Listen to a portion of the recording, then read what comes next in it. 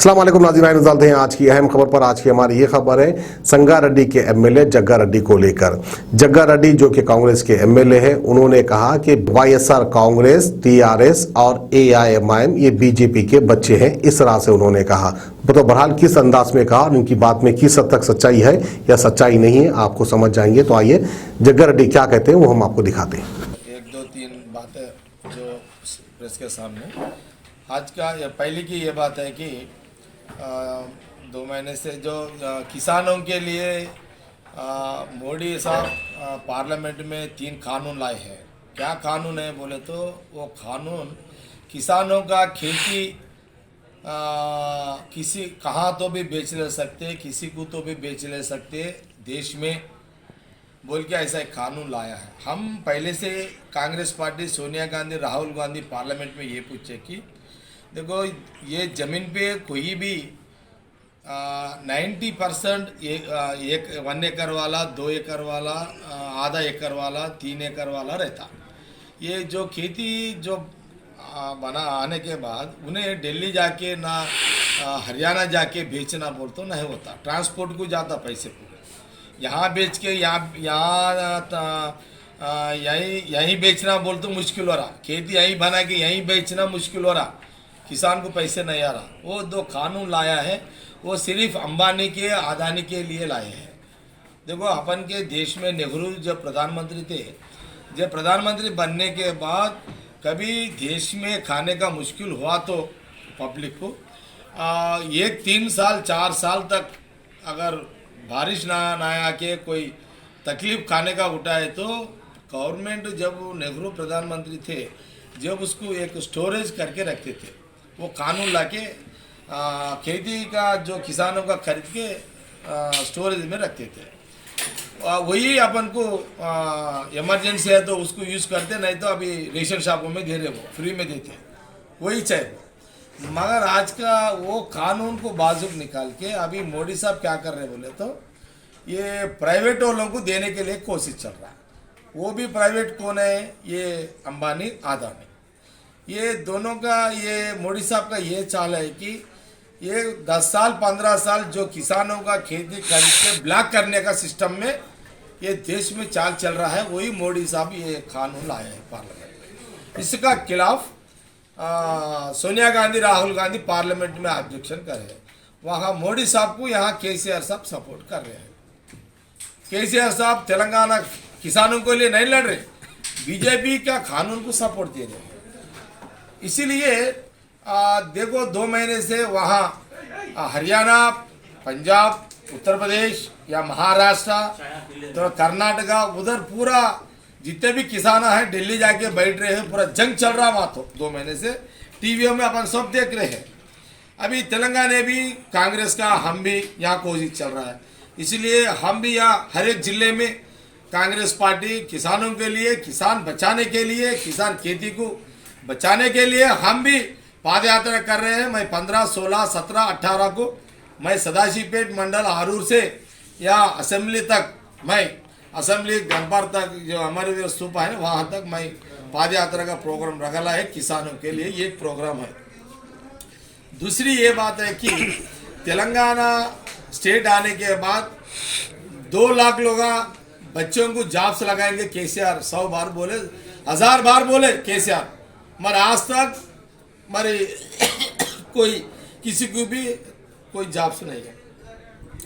वहाँ रिसेंटली एक विशाल कंपनी एक गवर्नमेंट की एक रिपोर्ट दी है। क्या बोल के तुम्हारे तेलंगाना स्टेट में चीफ सेक्रेटरी को ये बात बोली है कि 1,70,000 जॉब्स वैकेंसीज है।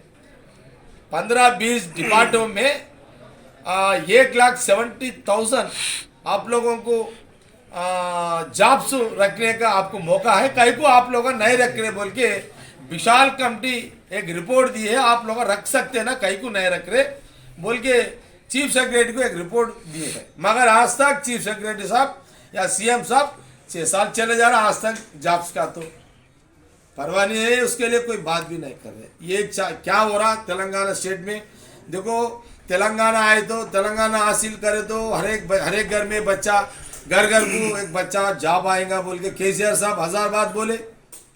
बहुत बार इफ्तारों में भी बोले, शहर बोले, कहानियाँ बोले, भाई ऐसी बात बोले, भाई तेलंगाना हासिल करेंगे, हर एक आपके घर में हर एक बच्चे को जॉब मिलेंगे, हर एक गरीब को हम क्या बोलते हर एक आदमी को हम अमीर बनाएंगे, ऐसी बातें बोले केसीआर साहब। आज तक एक का तनख्वाह भी, किसी को जॉब भी नहीं है, वो चले गए। अब साथ में साथ अभी नया चाल चल रहा बीजेपी का।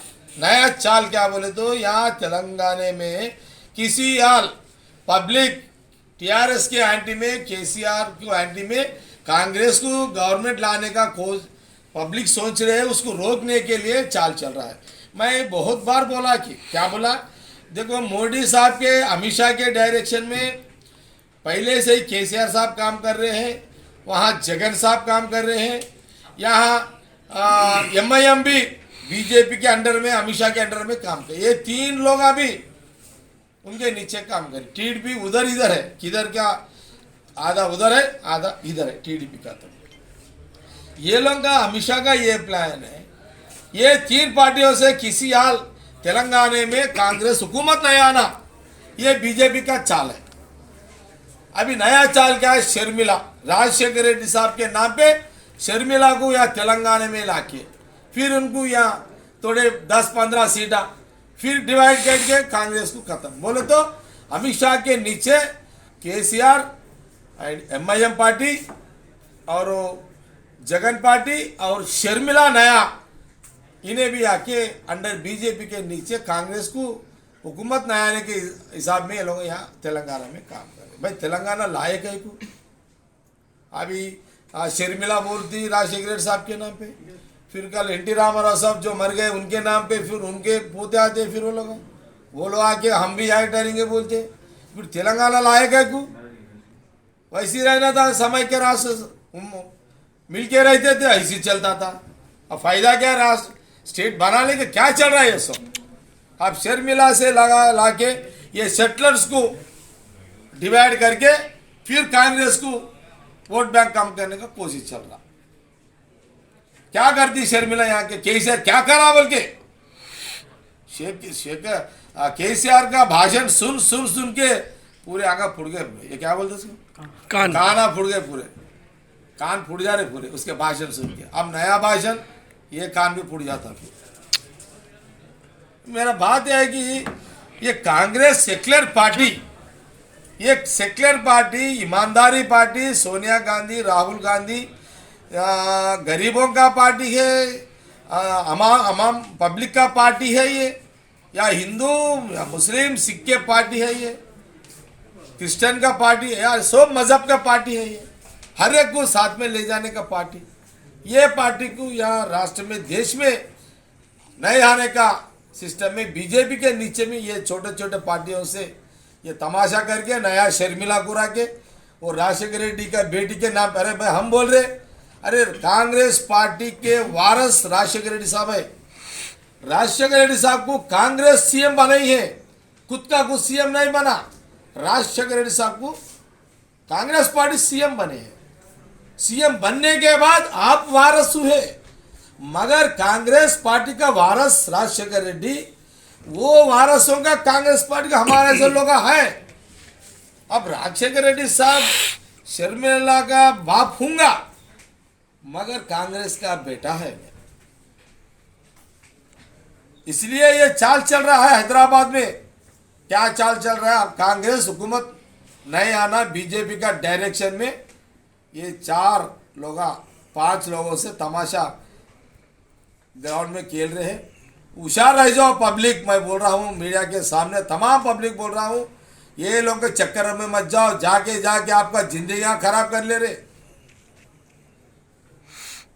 आपके बेटों के लिए सोचो, आपके बच्चों के लिए सोचो, आपके बच्चों का पढ़ों के लिए सोचो। केसीआर को देखे 6 साल, एमआईएम को तो जिंदगी पूरा देख रहे। अब वहां जगन का क्या लड़ाई जड़े चल रहा वहां देख रहे, यहाँ शर्मिला है तो वही लड़ाई चल, फिर बम्बा डाल लेते, मार लेते, यही चलता रहता। फिर जरूरत है कि अपन को ये सब तमाशा, बस पब्लिक को तेलंगाना, हैदराबाद तेलंगाना पब्लिक मीडिया के सामने से आपको होशियार कर रहा हूँ, थोड़ा होशियार रह जाओ, होशियार हो जाओ। ये 4 पार्टियां, वो उसका बाप बीजेपी, ये 4 बेटे कांग्रेस को ख़त्म करके आप लोगों को, पब्लिक को भी ख़त्म करने का तेलंगाना में चाल चल रहा। देख के संभल के कांग्रेस के साथ चलो बोल के मैं इशारा कर रहा हूँ सबको, मेरा सलाम। A1 टाउनशिप की एक और नई पेशकश, जहांगीर पीर दरगाह से 2 किलोमीटर पहले मल्टीनेशनल कंपनीज के करीब, जो कि बिल्कुल आबादी से लगा हुआ, बेंगलुरु हाईवे से सिर्फ 5.5 किलोमीटर, बीटी रोड से लगा हुआ, तमाम डेवलपमेंट के साथ 5,50,000 में 100 गज का प्लॉट। A1 टाउनशिप में आपका ये छोटा सा इन्वेस्टमेंट आपका और आपके बच्चों का मुस्तकबिल बदल सकता है। आज ही तशरीफ लाएं और A1 टाउनशिप के इस प्रोजेक्ट से फायदा उठाएं। Office at pillar number 235, opposite fisheries department, Rajendra Nagar, Hyderabad.